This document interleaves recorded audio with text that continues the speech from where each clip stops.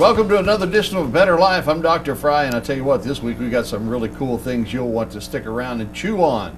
At least some thoughts and some products that you'll want to find out about. So stick around because we've got a lot of exciting things. It's February 22nd. Today is Friday, and of course tonight at 6:45 to 9 o'clock at the South Campus of Bethany Church, you can see Steve Doolin. Steve Doolin is a master Christian business planner, and I tell you what, it's $35 a person or $55 per couple. If you are thinking about starting your own business, you need to go down to the church tonight and hear what these people have to say. It'll be a very good investment in your life. It continues Saturday, February 23rd from 9 to noon.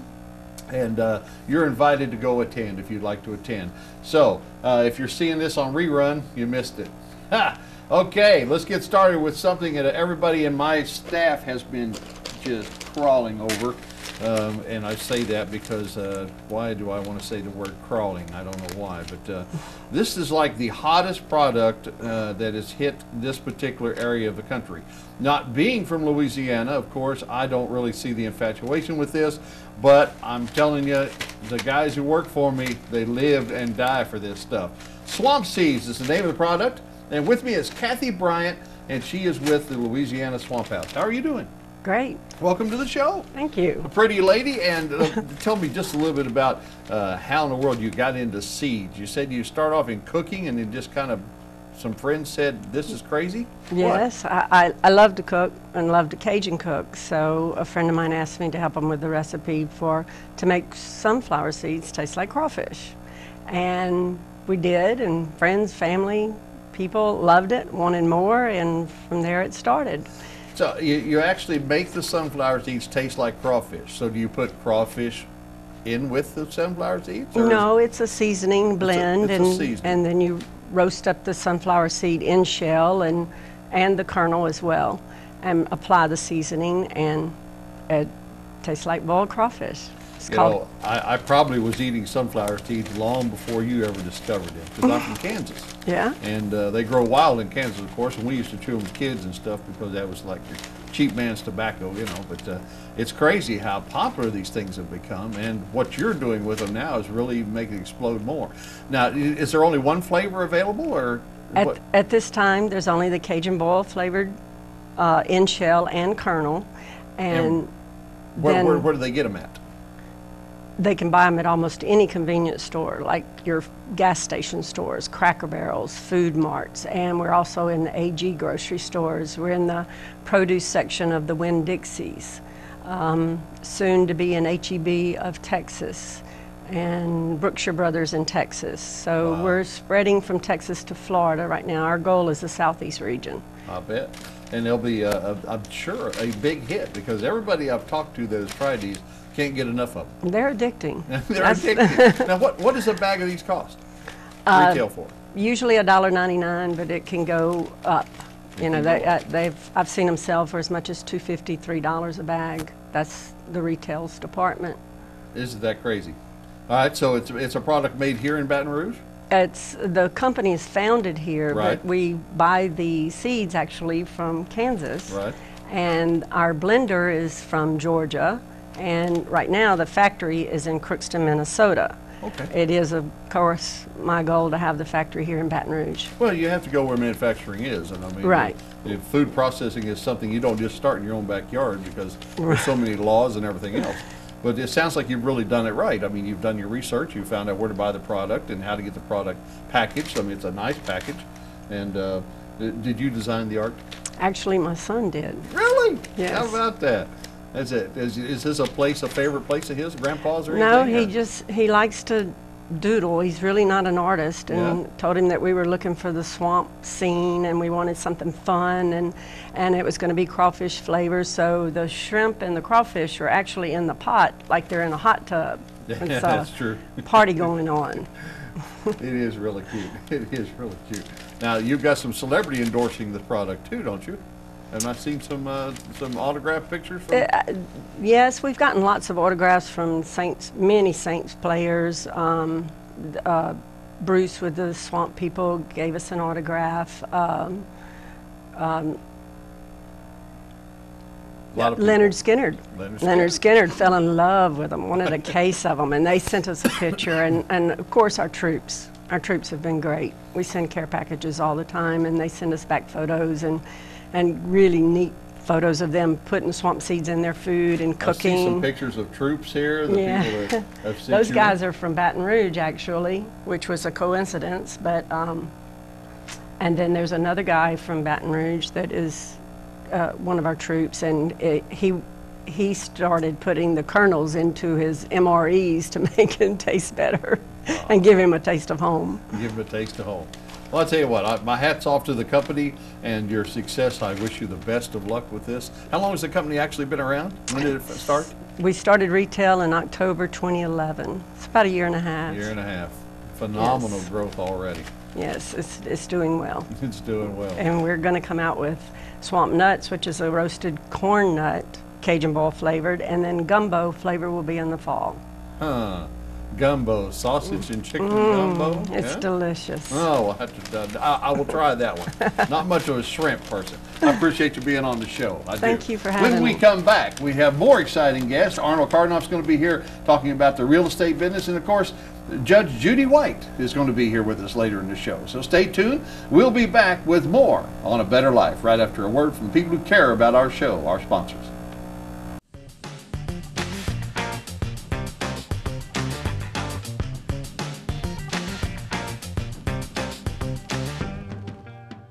WLFT joins all TV stations in our area, reminding you to rescan your digital TV sets so you can pick up all of the new TV stations, which are broadcast free over the air. Hey, you bought the new high-definition TV, so now enjoy the free over-the-air entertainment like the new Country Channel on 30.3, featuring 24-hour music videos and concerts direct from Nashville. More new channels are planned, so change the batteries in your smoke detector and rescan Baton Rouge.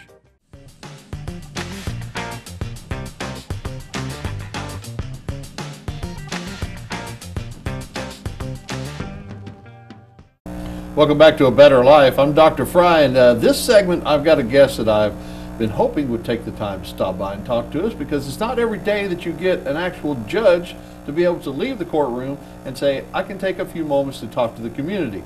That's what our show's about, is improving the better life of the people in Baton Rouge. And with me today is Judge Trudy White. And Judge White, I thank you very much for being on the show. You want to be called Judge Trudy. Judge Trudy is what everyone calls me. I tell you, I actually have met Judge Judy several times from her television hit series, and was there in Vegas last year when she won the award for all-time achievement in television. And what a sweet, charming lady. And you would just love her if you ever met her. She's only about this tall, but she is. And we don't act like that in courtroom. A lot of what Judge Judy does is for entertainment purposes. Absolutely, she does clarify that too. All right, so when did you become a judge? How long have you been in the district court? I've been a judge since 1999, and I've been in the district court for the last 4 years. And I handle, as a district court judge, everything from death penalty cases to traffic tickets. And I also have a small civil assignment. So what does that mean to the average person, just so that you can clarify, what does it mean when you have a small civil assignment? Well, I handle civil cases, anything that happens, whether it's a contractor dispute or some of the big litigation on the civil side. It's divided into civil and criminal. And so, but my primary assignment, the bulk of the cases that I handle are criminal cases. Let's talk about crime in Baton Rouge. Recently, since I've only lived here a couple of years, and I live in Baker. Yes, sir. And everybody I tell I live in Baker goes, oh, what do you live in Baker for? But actually, it's a very safe place. I mean, I heard some gunfire last night for the first time since I've been here in 2 years. I actually heard rapid gunfire last night over by the airport. That's the first time I've heard it since I've been in town. But aside from that, what do you see as a parent's role of trying to improve getting rid of this crime wave that supposedly is happening in Baton Rouge with our youth?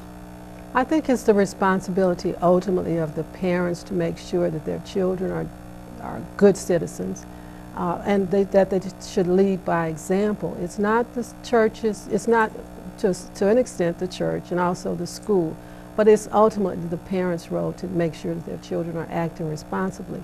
But what we have in many respects is children raising children The parents have not been taught by their parents, and it's really getting out of control.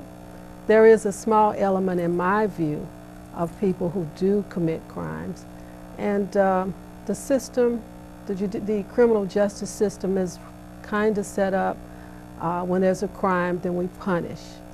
But what I've been seeing over the last few years is that we're punishing our children because we're not providing to our children the kinds of support systems that we need. Many are in poverty. Many are not getting the education that they need to be successful and to be self-sufficient. And so what happens when they don't have those support systems? What happens if they're a little challenged intellectually and they can't get the support? Well, then they're going to turn to crime. And unfortunately, I feel most days that I have job security, that the crime will always be there. Like the poor will always be with us, the crime will always be with us, because we're not doing enough, I think, on the front end, as society on the front end, to make sure that crime doesn't escalate. I firmly believe that education is the real key. Yes, sir. And community needs to come together, especially in Baker. I mean, I say that just from being here 2 years. But there is not enough involvement with the community, with the school system. Mm-hmm. I walked through the Baker High School. I've had the chance to be in some other high schools, Zachary and others, and it just seems that the poorer the neighborhood, the more disadvantaged it is financially, the less education is coming out of the school system. Mm-hmm. And they're very proportionate. I mean, if you can raise the educational level, you're going to raise the income level of everybody in the particular area. Yes, sir. But what do you think that the community needs to do as far as stepping up to the plate? How can people get more involved in trying to change the future of this? I think everybody needs to do whatever they can do, whether it's to mentor a child, to work through an organization to support a school, or to do something unique. I have a unique judicial outreach program. The warden at Louisiana Correctional Institute for Women allows me to bring women inmates out to area schools. And so I bring those women inmates out, and they talk about what led them into a life of crime. And actually, it may not have been a life of crime. It may have been just one foolish mistake. And then they find that they're in prison on a life sentence. And life in Louisiana is life. You walk in, but then you are carried out in a body bag. And our children just don't understand. And armed robbery is up to 99 years. Kids, children may attempt to rob you, and all they might get is a cell phone, a debit card, and a few dollars in cash. Mm-hmm. And their exposure is 99 years. They just don't understand. But you're right, education is the key. It truly is. And we have to afford every child an opportunity to get a good education so that it makes good sense to do that. Sure does. Especially on the front end. What is your take on the proposed, and I'm really not up on it 100%, but I understand the governor's looking at possibly changing the rules to where first-time drug offenders or first-time whatever are actually released as long as they meet a probation. Do you think we're overcrowded, and is it overcrowded because of ridiculous incarceration for minimal offenses? Is that what's hurting the actual penitentiary system? Well, in Louisiana, on a per capita basis, Louisiana incarcerates at a higher rate than any state in the nation and any country in the world. And so we have to look at our policies and how we go about sentencing folk and how we go about determining all the processes, the infrastructure, everything needs to be reassessed. For instance, I mentioned to you life sentence in Louisiana is life. That means their natural life. In other states, a life sentence may be 25 years.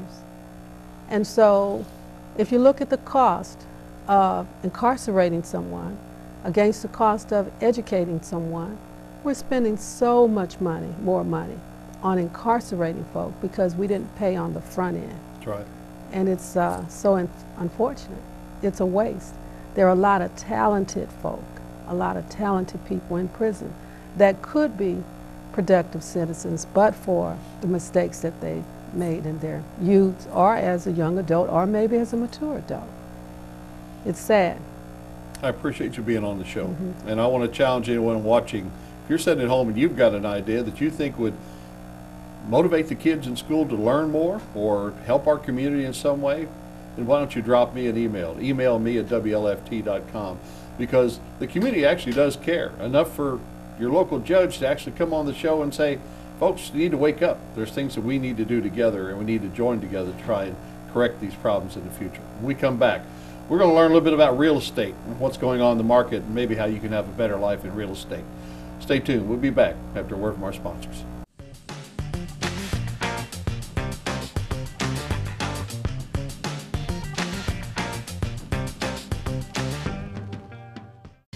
Greater Baton Rouge Medical Office Building at Howell Place is conveniently located near the Baton Rouge Airport, offering medical services for all ages, lifestyles, and diagnosis. Greater Baton Rouge Medical Office Building offers a wide range of physicians to service your needs, from visual changes to upper and lower extremity orthopedic problems, back and neck injuries, and pain management. After consultation with your physician, there is an on-site physical therapy clinic to get you back to work or to your recreational pastime. If mobility is a problem, a home health office is on the premises to accept referrals. This modern medical marketplace has convenient parking and is designed for complete personal and family health care. Greater Baton Rouge Medical Office Building at Howell Place is recognized for high-quality care and wants to be your choice for all of your family's health care needs.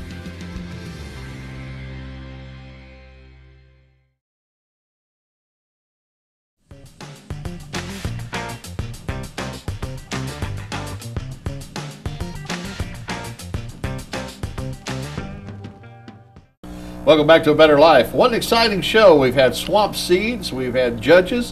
What do we have next? Let's see. How about a real estate broker?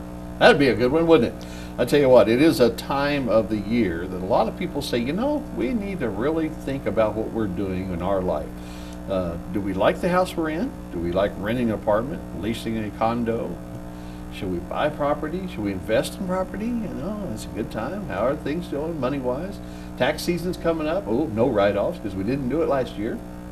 Well, tell you what, I've got a lady in the studio today. Her name is Patricia Wofock, and Patricia is with Arnold Cardoff and Associates Real Estate Broker Company here in town. Now, Arnold was going to be on the show, but he chickened out. And he said, you know what? He said, you know, she's prettier than I am. And I said, you're absolutely right about that. So, welcome to the show, Patricia. How are you today? I'm wonderful. How are you today? Excellent. How long have you been a real estate broker? Since 2004. 2004. And you specialize in what type of real estate? I specialize in listings and helping people obtain different types of finances as well. Oh, so but primarily you do home purchases, not commercial real estate.